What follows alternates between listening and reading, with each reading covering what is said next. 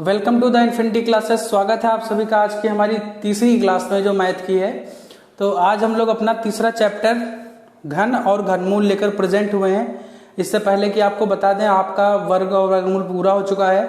Surds का जो chapter था वो हमने पहली वीडियो में ही डिस्कस करा दिया था आपको, और जो घातांक चैप्टर था, घातांक चैप्टर हमने आपको थर्ड सेमेस्टर में पढ़ाया हुआ है। तो उसकी इन सब वीडियो की लिंक आपको डिस्क्रिप्शन में मिल जाएगी। अगर जो आप चैनल पर नए हैं तो चैनल को लाइक कीजिए, शेयर कीजिए और सब्सक्राइब कीजिए, जिससे कि ये वाली वीडियो आगे आने वाले बच्चों को भी हेल्प कर सकें। तो चलिए शुरू करते हैं आज का हमारा चैप्टर घन और घनमूल। तो सबसे पहले देखते हैं घन होता क्या है। तो घन होता है जब किसी एक संख्या की गुणा आपस में तीन बार की जाए तो जो प्राप्त गुणनफल होगा वो हमारा घन कहलाएगा। तो जैसे कोई संख्या हमने ले ली a, अब a की मल्टीप्लाई हमने 3 बार की, तो जो इससे जो प्राप्त संख्या होगी हमारी a³ वो हमारा क्या कहलाएगी? घन कहलाएगी। ये हमारा क्या कहलाएगी? घन कहलाएगी। ये संख्या हमारी क्या हो जाएगी? घन। और घन के जो गुणनखंड होंगे वो क्या कहलाएंगे? इसका घनमूल कहलाएंगे। जो घन के गुणनखंड होंगे वो इसका घनमूल कहलाएंगे। तो घन को हम सर्ड्स में कैसे लिखते हैं? क्यूब रूट में। किस में लिखते हैं? क्यूब रूट में। अगर जो हमें a की पावर 3 का क्यूब रूट निकालना है या फिर घनमूल निकालना है तो उसे हम इस तरीके से लिखेंगे। तो ये हमारा हो गया घन और घनमूल किसे कहते हैं। जैसे कोई नंबर दे रखा है आपका 6, हमसे कह रखा है 6 का क्यूब निकालो या फिर घन निकालो। तो 6 का क्यूब कितना होता है? 216। तो ये हमारा आंसर हो जाएगा। 6 की मतलब कितनी बार गुणा? 6 की 3 टाइम गुणा, 3 बार 6 की गुणा आपस में हम कर देंगे तो जो हमारा गुणनफल प्राप्त होगा वो हमारा घन कहलाएगा। और अगर जो 216 के जो प्राइम फैक्टर होंगे उसका एक प्राइम फैक्टर क्या कहलाएगा? उसका घनमूल कहलाएगा। ठीक है, उसका गुणनखंड जो होंगे उसके घनमूल कहलाएंगे। तो आप इतना ये नोट कर लीजिए।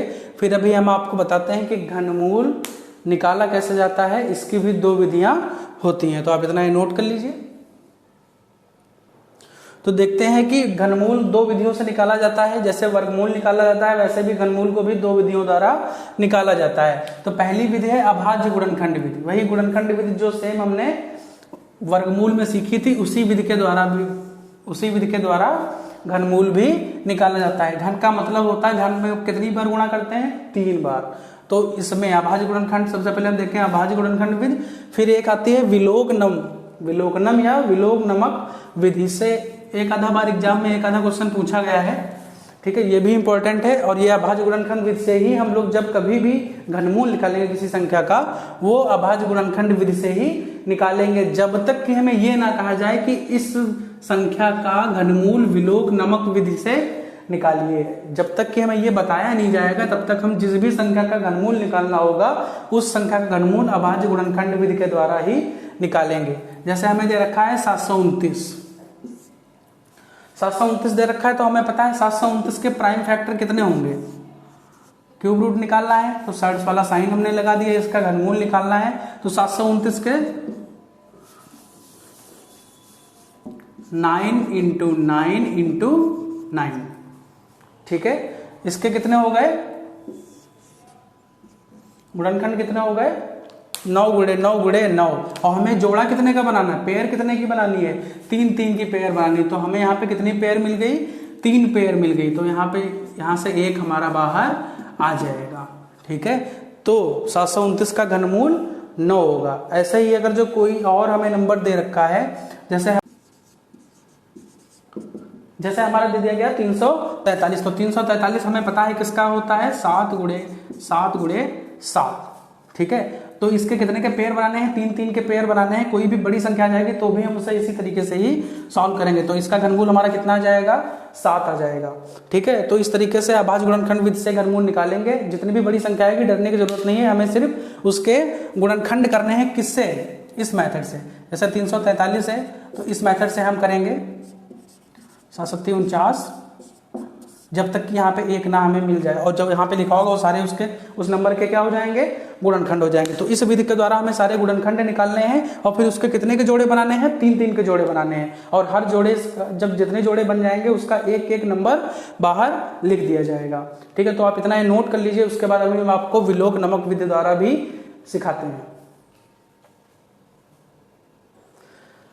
तो देखिए, विलोक नमक विधि से घनमूल ज्ञात करने के लिए सबसे पहले हमें 1 से 10 तक की संख्याओं के घनमूल भी याद करने पड़ेंगे, या फिर उनका यूनिट डिजिट घन करने पर उनका यूनिट डिजिट क्या आता है वो हमको भी याद रखना पड़ेगा। जैसे कि देख लीजिए आप, 1 का स्क्वायर, हम 1 से 10 तक की सारी गिनती के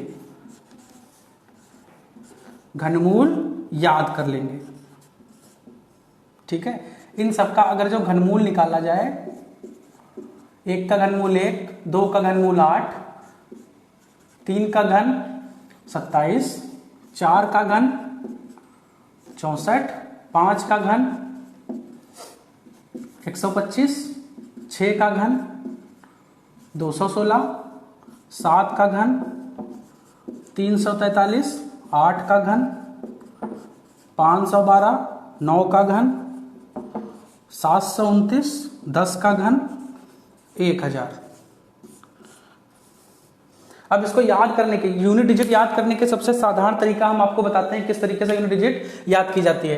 तो देखिए, 1 का घन की यूनिट डिजिट 1 है और 4 के घन की यूनिट डिजिट 4 है, तो इसको भी नहीं याद करना है, इसको भी नहीं याद करना है। 5 की भी नहीं याद करनी है, 6 की भी यूनिट डिजिट हमें नहीं याद करनी है। तो 1, 4, 5, 6 और 9 और 10, ऐसी कितनी संख्या हो गई जिसकी यूनिट डिजिट हमको याद करने की जरूरत नहीं है। 1 का घन करने पर 1 की यूनिट डिजिट 1 आती है, 4 का घन करने पर 4 की यूनिट डिजिट 4 आती है, 5 का घन करने पर 5 की यूनिट डिजिट 5 आती है, 6 का घन करने पर 6 की यूनिट डिजिट 6 आती है, और 9 का घन करने पर 9 की यूनिट डिजिट, 9 के घन की यूनिट डिजिट 9 आती है, और 10 का घन करने पर जहां पे 0 लग जाएगा उसकी यूनिट डिजिट हमेशा 0 आएगी। तो अब एक चीज देख लीजिए, 2 का घन किया तो हमें 8 मिला, और 8 का घन किया हमें 2 मिला। तो इंटरचेंज चलता रहता है 2 का 8 से, 8 का 2 से। ऐसे अब देखिए, 3 का किससे चलेगा हमारा, 3 का 7 से चलेगा। 3 का किससे चलेगा,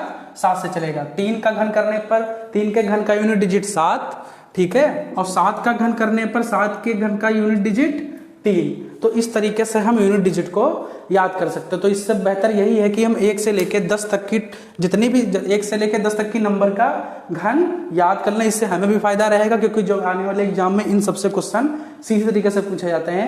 हमसे पूछ लिया जाएगा 125 की गुणा कर दी जाएगी 343 से, और फिर उस पर क्यूब रूट लगा दिया जाएगा, कहा जाएगा इसका घनमूल निकालिए। तो सीधे हम यहाँ से निकाल सकते हैं 5 और 7 का, 5 और 7 की गुणा कर देंगे, सीधा हमारा आंसर आ जाएगा। तो इस तरीके से हम देखिए यूनिट डिजिट देख लेते हैं। और विलोक नमक विधि में यूनिट डिजिट निकालने के लिए जैसे क्वेश्चन दे रखा है हमारा,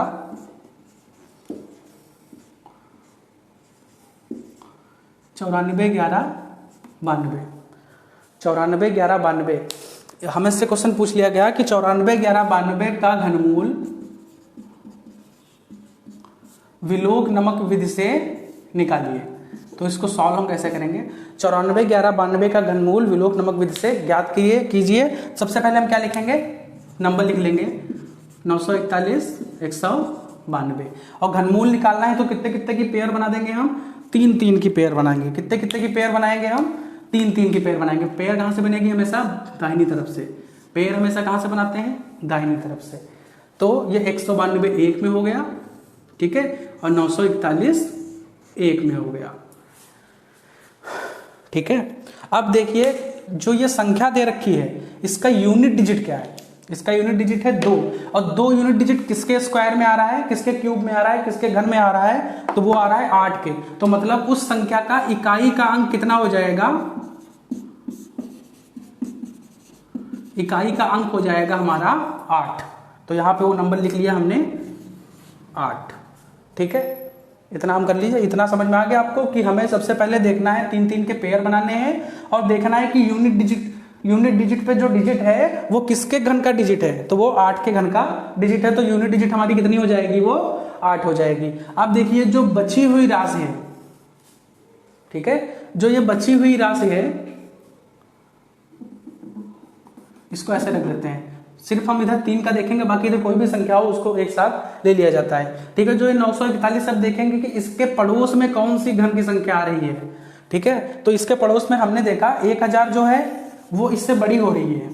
ठीक है, तो इससे छोटी कौन सी है, इससे छोटी है 729, और 729 किसका घन है, 9 का। तो यहाँ पे उसकी दूसरी डिजिट कितनी हो जाएगी, 9 हो जाएगी। तो सीधी सीधी अब हमारा आंसर यहाँ से निकल के आ जाएगा कि 98 का अगर जो हम घन करेंगे तो हमें 94, 11, 92 ये संख्या प्राप्त हो जाएगी। बहुत ही इजी है, बहुत ही सरल है, बस समझने भर की देर है कि किस तरीके से करते हैं कोई भी संख्या। पहली बात तो आपको संख्या ऐसी दे रखी होगी जिसका हम आराम से विलोक नमक विधि से घनमूल निकाल सकते हैं। ठीक है, और ये देखिए सबसे पहले हम क्या करेंगे, बाईं तरफ से 3 डिजिट ले लेंगे। 3 डिजिट ले लिया, हम देखेंगे यूनिट डिजिट क्या है।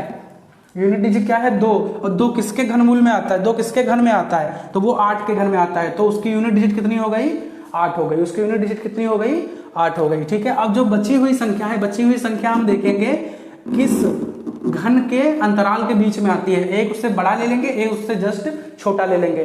तो देखिए यहाँ पे हमें इतने में ही मिल गया कि जो 1000 है 10 का क्यूब है वो इससे बड़ा है, और जो 9 का क्यूब है वो इससे छोटा है। तो जाहिर सी बात है वो संख्या कौन सी हो जाएगी, हमारी 9 हो जाएगी। अब हमें यह कैसे पता चला कि 2 संख्या का ही घनमूल होगा। ठीक है, तो यहाँ पे हम देखते हैं 2 संख्या का घनमूल निकालने पर वो 6 की संख्या बनेगी। सीधे सीधे आप यहाँ पे जैसे कोई भी संख्या दे रखी होती तो इससे ज्यादा का, जैसे 11 का क्यूब कर लेते हैं हम।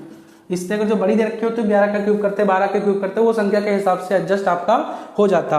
तो आपसे क्वेश्चन ऐसा ही पूछेगा जिसका आप आसानी से विलोक नमक विधि से घनमूल निकाल सकें। जैसे 94, 11, 92 आ गया, और ऐसे ही मतलब इसके आसपास की कोई संख्या ऐसी आपसे दे देगा कि आप इतने से ही वो क्वेश्चन सॉल्व कर लो। तो आज के लिए बस इतना ही। अगर जो वीडियो पसंद आया हो तो वीडियो को लाइक कीजिए, शेयर कर दीजिए वीडियो को, और चैनल को सब्सक्राइब कीजिए और बने रहिए हमारे साथ। मिलते हैं आपसे तब तक नेक्स्ट क्लास में, तब तक के लिए गुड बाय।